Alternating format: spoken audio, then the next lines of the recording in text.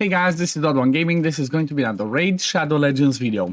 Today we are on the free-to-play account and I want to show you the team that I've been using to 4-key Ultra Nightmare Clan Boss.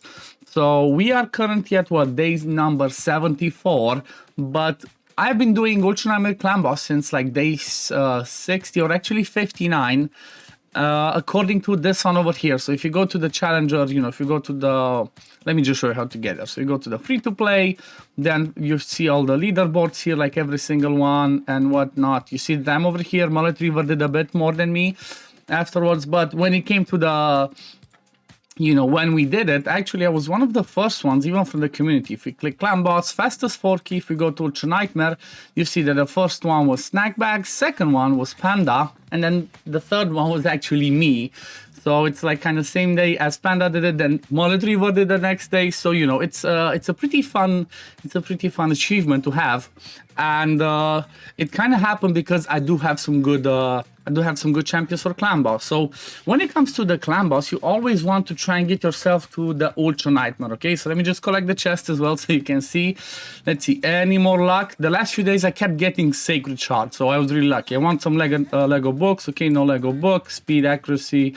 Void Shadow, that's good. So the reason why I always want to try to get Ultra Nightmare is because this chest has a chance to give you Sacred Shard, has a chance to give you Legendary Tomes. Same principle for Nightmare. On the highest chest, it gives you Sacreds and Legendary Tomes, but obviously on Ultra Nightmare, it has a higher chance. So your goal should always be to get to 4-key Ultra Nightmare if you can. So people ask me, is it better to 4-key Ultra Nightmare, or should they do like, 2-3-key Brutal, 1-key, 2-3-key Nightmare, 1-key Brutal? It's not. You always want to go for Ultra Nightmare because it has better rewards and higher chances of getting you those good rewards. So this is the team that I'm actually using. I'm using Venom Age in the lead to give me that extra accuracy. Then I'm using Deacon in this team for I'm gonna show everybody else, but it's Venom Age, Deacon, Sepulcher Sentinel, Skullcrusher, and then Rathalos. So each one of these complete a specific role. When it comes to Venom Age, she brings me the accuracy lead because early on it's harder to hit that 230 accuracy that you need. So she brings me that lead. Then she brings me poisons plus heal reduction. But if there's heal reduction out there, she has a passive that reduces incoming damage by 15% that the enemies do that have heal reduction. She also brings decreased defense and decreased attack, and then activating poisons on the A1. So she's definitely amazing. For this specific team, if I had a Geomancer, I would put Geomancer instead of Venom Age, okay? I'm gonna explain while I'm going through why, but for now, this is the best I have, and this is what I'm using. Then, when it comes to Deacon, honestly, Deacon's role in this team is mostly his A1, okay? It's the Leech, because having Leech out there means I can build everybody without lifesteal, okay? So building everybody in lifesteal can be a little bit of a challenge because, like, for example, my Sepulcher needs to be pretty high speed, 239, and it's really hard to do, okay? It's really hard to do that in lifesteal unless I have some good glyphs, some good rolls, and then getting, 5 people in good lifesteals can be a challenge. So he's in there for the Leech, but also he brings decreased defense, and if I wanted to change things around, I could use him even for the speed lead. But for the level of my account, if I use him as the speed lead, everybody else is going to be so much slower that it would be difficult to use them in dungeons. So that's why I chose to go with the accuracy lead from Venom Age. Then Rathalos, well, Rathalos is just there for raw damage. He's a beast for raw damage. He also brings decreased defense on the A1, which cannot be resisted against the bosses. This one hits really hard, and I'm not using the A3. I'm going to show you the presets, but I don't want the increased speed because I just want him to, do damage. And if I use the increased speed, he's going to run out of the, he's going to outrun everybody else. This one's not going to be speed tuned. His passive doesn't really take effect, only this part where every 5th hit because I don't have an HP bar. But still, he does some pretty solid damage. You're going to see once I do the run. Then Sepulcher, honestly, she's one of the OGs, one of the best when it comes to trying to get Ultra Nightmare and Affinity friendly because she brings an increased defense and block debuffs for 2 turns, albeit it's on a 4-turn cooldown, so this one needs to be speed tuned in a certain way. She brings decreased attack on the A1, it's a single hit, so she's not reliable enough on her own. even though I have a Skullcrusher, you know, with Skullcrusher, it can be good enough, but it's not perfect. And then the passive, this one can come in really clutch, especially when you take the stun hit. It has a 50% chance to just straight up block the damage. So this one can be really good. And then she also brings a defense in all battles. If I wanted to use her as the lead, she could bring me more defense. And then Skullcrusher, obviously, again, another one of the OGs and arguably one of the best epics in the game, because not only does he bring ally protection on a 3-turn cooldown, but he also brings counterattack. There's only 4 counterattack champions in the game. You know, the 4th one was added recently as a mythic, but because he brings, like I said, the counterattack and ally protection, he's just massive for this one. He also has a passive that decreases the duration of debuff. So as an example, if he takes the stun, he's going to cleanse that off. But keep in mind, it's not going to decrease the cooldown. So if you use it before, then, you know, if he takes the stun, then this one's not going to land at the same time that you use it early on. And that's what I'm going to show you the manual part that I'm doing. So that's kind of the team. Let me just show you the speed tune. So this one's going to be the speed tune that I'm actually using, okay? It's basically a team that has Sepulcher go on a 4-3 ratio and everybody else goes 1-1. What does that mean? That means that for every 3 turns the clan boss goes, the Sepulcher goes 4 times. So, you know, AoE1, AoE2, stun, and then Sepulcher is going to be 1, 2. It's not going to fall in sync here. It falls in sync over here. And you're going to see that the way that I use her, let me just set it right. So for Ultra Nightmare, this is how she uses it. And she basically blocks the debuff and she also blocks the stun, okay? The amazing thing about this speed tune is the fact that it also works for Nightmare, okay? So these exact speeds, I'm gonna link this in the video at the end, so if you wanna check it out, if you wanna copy it.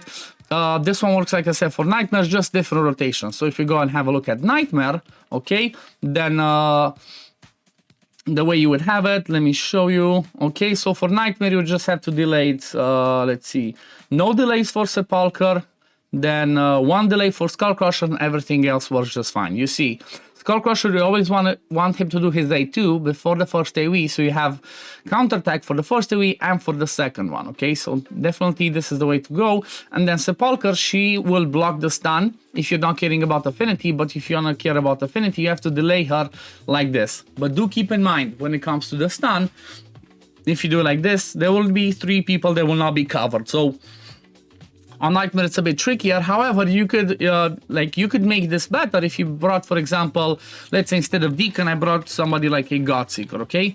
Let's say we bring a Godseeker and Yuri, which is a buff extender. You could do this so that Godseeker goes, let's see, over here. So if you have an extender, you can see you're basically gonna have everything covered, just like the first AoE you might not have the buff. So, you know, you can work with it, you can make it, but it's not gonna be, you know, depends what you need, because sometimes you need to have those buffs, you need to have those debuffs, so it can be a little bit quirky. But we're talking about Ultra Nightmare because that's what we have today, and that's what we're gonna deal with. Let's put Deacon back in there.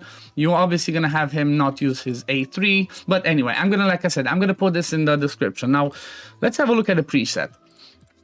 So the way that the presets work is you're gonna have, I have Venom Age open with the A1, then use the A3, and then use the A2. This way, she will always use the A2, which is decrease defense, decrease attack, before the first AoE. You wanna have decrease attack for both of the AoEs because those ones can hit really hard. Deacon, you have the A3 turned on, then he can do whatever. Rathalos, he has the A3 turned off, and then I make him prioritize the A2.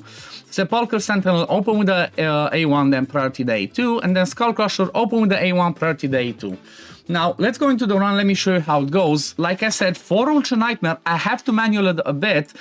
I have to manually the first rotation because of the way that the stun happens first turn around. So they go over here, he does that, Sepulcher does it, then I stop it because I have to use another A1 for a Skullcrusher. And then I'm gonna have to use A1 one more time, and then we're gonna be in sync. The reason why I'm doing that is because when it comes to the stun, you're gonna see he takes the stun, okay? So he takes the stun, and like I mentioned earlier, he's not gonna decrease that cooldown. So if I don't do this, he's not gonna have the counterattack at the right time. But like this, he has the counterattack before the first AoE, it's gonna be up before the second AoE, so, you know, we're all falling just perfectly into speed tune. So, this team usually does like you actually didn't show you, but this team usually does around, let me show you, or actually I did show you just didn't talk about it. So it does around 20 million, you know, give or take, depends on the RNG. So the best one that I did so far was 20.63. It's obviously depends on the RNG of like, do they proc War Masters? Do they heal enough? Do they have leech? You know, that's why killable comps are a little bit more complicated to do because of, you know, there's too many RNG factors in there. Whereas, you know, when you have an unkillable, you just put those unkillable and you're good to go. So yeah, this one can be tricky. Like I said, if they don't heal enough, sometimes I have to restart it. But at the end of the day, it's worth it. If you can 4Q Ultra Nightmare and you can get that top chest over there, is pretty good. The way that the damage goes up, it's somewhere around like 500,000 per turn, maybe goes a little bit higher. Again, depends on the RNG, depends if Rathalos lands the Brimstone, and that's one, you know, that's one of the reasons why Rathalos is actually in the team, not just because he can do a ton of damage from his A1, A2, that passive ramping up and whatnot, but he also is the Brimstone wearer. You know, you can only get Brimstone on legendaries. And what does Brimstone do? Well, every time the boss does the A1 or the A2, you know, those AoEs, if there is Brimstone out there, every time he does that, basically the clan boss takes 250,000 damage. That's a lot of damage. If it happens on both of them, that's basically 500,000 damage, which is the equivalent of 10 poison ticks, okay? 10 poison ticks is, you know, it's hard to do because you're not gonna fill the debuff bar only with poison. So if you ever have a damage dealer that has Brimstone, or if you have somebody that brings ally protection, increased defense, you know, any type of hero that you bring in the team that's a legendary and has an awakening, you always want to get Brimstone there. It just you know, it brings massive damage, especially when you're trying to, you know, trying to kick up the damage to go higher and higher. So the next goal for this team would be, for example, to get 3 key Ultra Nightmare and then hopefully make it be a 1 key Nightmare. When it comes to Nightmare, I do around 25 to 30 million damage. So I'm not quite there because, like I said again, the killable comps are pretty tricky. You want specific stats, you know, you want specific buffs, debuffs, and I have most of them, but I don't have all of them. I do believe that, like I said, if I had Geomancer in this team instead of Venom Age, I do believe this team could be a 3 key Ultra Nightmare and, you know, it would have a strong chance to be a 1 key Nightmare, which, like I said, that's kind of that's the goal. That's what you want to try to get early on. You want to get to 3 key Ultra Nightmare, and then you want to get to 1 key Nightmare, so you can get top chests from both of those, and that basically increases your chance of getting more shards, more books, and all of that good stuff. You can see, like, sometimes I don't land the War Master, sometimes I do, and that's what you can make it tricky. See, he didn't land the War Master, so if he was a lot lower, then that would have been tricky because he could have taken the stun and he could have died. But luckily we're fine. The good thing is, you see, on the first AoE I don't have increased defense, but I do have the ally protection, and Skullcrusher also puts up unkillable. That's why he's really good for this. So even though you would take a ton of damage, and if you would get really low, you would still be fine for the first AoE as he has that unkillable. Then when it comes to the second AoE, you see that he's getting a bit lower, but we do have that increased defense, okay? So having that increased defense makes us be a little bit tankier. Again, see, didn't get the War Master, he got the stun. Now, luckily, Sepulcher's passive kicked in, and we are just fine. So there's some tweaks that I would still like to do to the team, but it all depends on the gear and if you have the right rolls and whatnot. But I'm gonna show you the builds after this one's over. Hopefully, I don't have to restart it, because as you can see, it was bad RNG. Like, if he doesn't proc War Master now, it's tricky. Okay, he did. We're still surviving a turn. And again, see, that's another piece of bad RNG. That's why I honestly don't like. I hate killable comps. The reason is, if you get some bad crits, the round's over, you have to close, you have to restart. So that's the thing with killable comps, and that's why I always try to suggest to people, if you have unkillable, go with those. You can get a bad crit, you can get a decreased attack no landing, you can get several things that can go wrong, and basically this is a 13 million. That's not good enough for me, so what I'm gonna have to do is I'm gonna have to restart the game, and then I'm gonna have to, you know, run the key again. But what I'm gonna do is I'm just gonna restart the game, and then I'm gonna come back and show you the builds, because, like, you know, I'm not gonna keep you through doing this all day. So see you in a bit. Okay, so let's have a look at the builds. So first of all, Rathalos, he's basically in there. I just built him to do damage. Okay, didn't really try and get specific HPs or defense, because having a 3-star awakening, like, awakenings are so powerful, because look at this, he gains 7500 HP, 750 attack, and 600 defense. Those are massive stat boosts. Not only does he have the Brimstone, but those stat boosts are amazing. You basically want to have, for your people around 4,200 defense overall to be like at the good spot of defense when it comes to taking damage. But that takes in consideration the increased defense. So without the increased defense, you want everybody to be around 2,500 defense, and then everything else goes into HP or damage depending on your team. So like I said, he's running at 173. I'm not gonna emphasize the speeds because like I said, I'm gonna have the link to the speed tune in the description of this video, so check it out. So he's in there with the right speed, 100% crit rate, good crit damage, good attack, and then accuracy. You want accuracy if you want to land Brimstone, okay? Then I do have him down the War Master, okay? And then down the support chi because he doesn't need accuracy for his kit, okay? So you don't really care about having accuracy for, or actually he doesn't need more accuracy. You're better off getting the defense route to get blast proof and all the other damage mitigation masteries. Then when it comes to Sepulcher, again, War Master, and she's down the support chi to get Master Hexer and Sniper because she doesn't have a 100% chance to land a decreased attack on the A1. And when she does land it, you want to have a chance to extend it, okay? That's really important. That's why she's down support, she not defense. But War Master, as always, mandatory. She's running at 239, almost 100% crit rate, and mostly survivable. The thing is, for the second AoE, as you saw, she's not under ally protection, so she's going to take a lot more damage than everybody else. The ideal spot for me would be to have her in a Stalwart, okay? Stalwart would make it better because she would take 30% less damage, but I don't have the Stalwart yet, so this is what I'm running with now. The accuracy is overkill because, like I said, we have the Venom Age lead, which gives us 45, we need 230, so if you take the 45 out, we would need around 185 accuracy on everybody to be in the soft spot. Then Skullcrusher, he is in a lifesteal plus retaliation, okay? The reason why I have him like that is because he's the one that takes a lot more of the damage, and if he doesn't heal up, if he doesn't heal back up a lot, then he will just die. As you saw, got a bad crit, he did not heal enough, so he just died. So the lifesteal is for that, and retaliation, again, it's because there's a, 50% chance to counterattack when hit. When it goes to Affinity, this one can proc on every single one of the hits. The first AoE is a 4-hitter from the clan boss, if it's Affinity. The second AoE is double hitter, so keep that in mind. So his stat seems to be 191, okay, 100% crit rate, but then I didn't focus damage, I focused mostly survivability.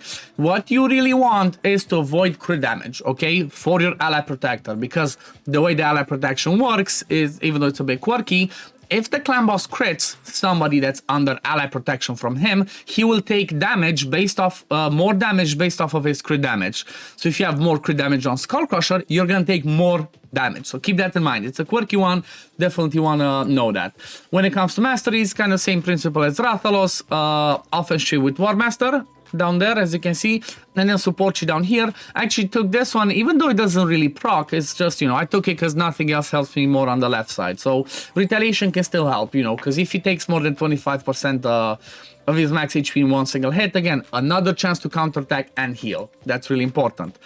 Then Venom Age, she's in a Guardian actually. So the best ways to mitigate damage for killable comps are decrease attack, increase defense, ally protection, strengthen, and then Guardian gear. Because what Guardian does, it kind of acts the same way as ally protection. So you soak up some of the damage that everybody else takes, and you take it yourself. And there's a quirky thing with ally protection and with Guardian, because basically everybody takes half of the damage when it comes to ally protection, okay, and the other half goes to the wearer, but it's not completely half, it's just the same number, because it ignores the Gathering Fury of the clan boss, which is the passive that makes his damage go up higher and higher. So that's why ally protection is so good for killable comps. But she's in a Guardian plus speed, have her pretty much tank again, no damage, close to 100% crit rate, the right speed, HP defense, and then the accuracy land her debuffs. And then I went down the offense chain, then down the support. Over here, Sniper doesn't really matter because she already has a 100% chance if booked on the rate to an A3 to land the debuff, so I guess you can take whatever else you want over here. And then the last one, Deacon, he's in a Toxic. More damage because there's nothing else I could have gotten him. Maybe I could get him another Guardian, but the Toxic actually brings me a ton of damage. So maybe I could try and give Rathalos the Toxic build, try and get Deacon more in a second Guardian gear, and then try to get Sepulcher in a Stalwart, and then maybe even Skullcrusher in a Stalwart if, you know, that could work better. So there's always improvements to be had, but I just cannot get that with the stats because it's pretty hard early on to get the right gear with the right stats, with the right speeds, and all of that good stuff. But when it comes to Deacon's Masteries, again, War Master down here, and then again, Master Hexer for a chance to extend his debuffs, and Sniper to increase the chance of him landing the Leech on his A1. But like, yeah, I guess this is gonna be it for today, guys. I hope you enjoyed it. I'm really, you know, I'm really happy about this team. It's not perfect, but it's the best I have right now for, you know, for getting myself to a 4K Ultra Nightmare. I'm just gonna go with that. It seems like we have a Summon Pool. Any Geomancer in? Yes. Okay, so I'm gonna pray I can get Geomancer from here. If I get Geomancer from here, my team's gonna be changed for sure. I don't want the legendaries, just want Geomancer. That would be huge. Geomancer would be huge, and there's nobody else I can think of. But like, yeah, anyway. This is gonna be it for today, guys. Thank you all for watching. As always, if you do enjoy my content, don't forget to like this video, subscribe to the channel to see when I upload next, and I'm gonna see you on the next one. Peace, love, take care, everyone. Bye, guys.